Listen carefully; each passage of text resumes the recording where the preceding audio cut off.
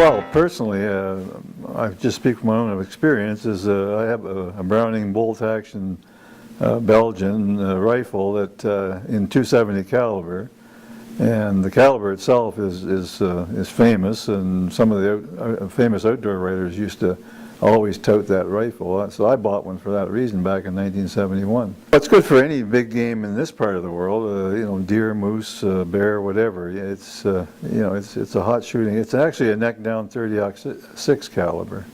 So it's got a little more zip to it with the same amount of powder, 30-06 counts.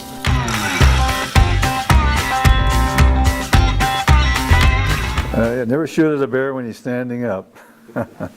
That's one of the main ones, because they definitely make bad shots in that particular situation quite often. The bear is never on the angle they think he's on when he's standing up. So my recommendation is just shoot them when they're on all fours. The best shot we've kind of come down to over the years is with a rifle. Now we're talking is to shoot them square through high shoulder, just a bit above center through the shoulders.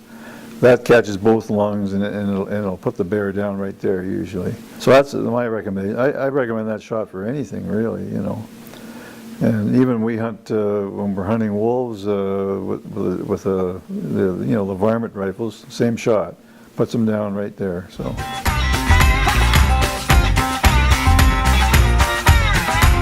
Well, you need to have a type of bush that's got some heavy-duty cover in it. You know, they like. I don't think it matters if it's swamp or farmland or what it is, but they need cover.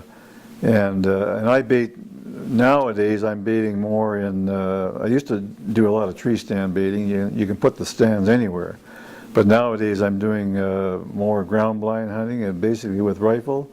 And it's a matter of just having perhaps a ravine nearby with water. That's one of the main things that'll keep a bear happy.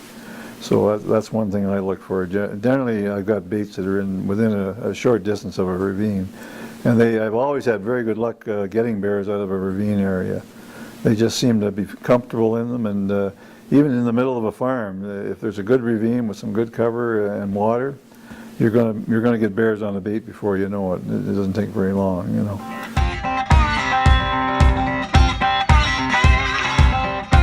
For the most part, meat scraps, basically beef or pork meat scraps, and I bag this stuff up and put it in freezers over the winter, so I've got lots for the season.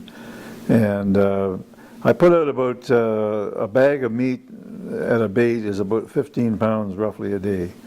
So I run my baits every day, and if the bait's gone from the day before, I replace it. That's basically what I do.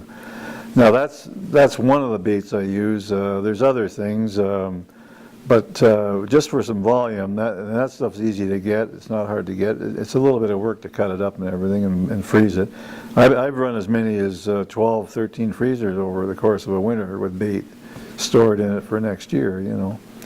So, and I used to run a spring and a fall bear hunt at one time, and the spring in Quebec and the fall over here.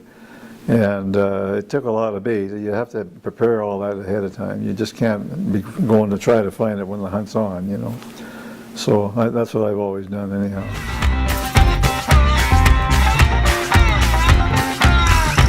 Well, there's definitely a difference, because the spring hunt, your boars are on the move. It's a breeding season. They're not so inclined to come to the baits regularly, let's put it that way. They have big circuits. I'm told they can travel as far as 90 miles in a circuit. So, you know, you could have a boar on your bait today and be gone tomorrow and never even see him again.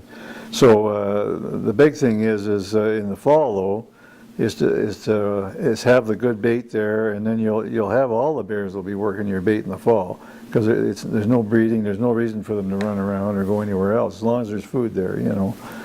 But that's my key recommendation. In the spring, you generally have to have a hot sow at a bait, one that's ready to be bred, to have any consistency with boars there.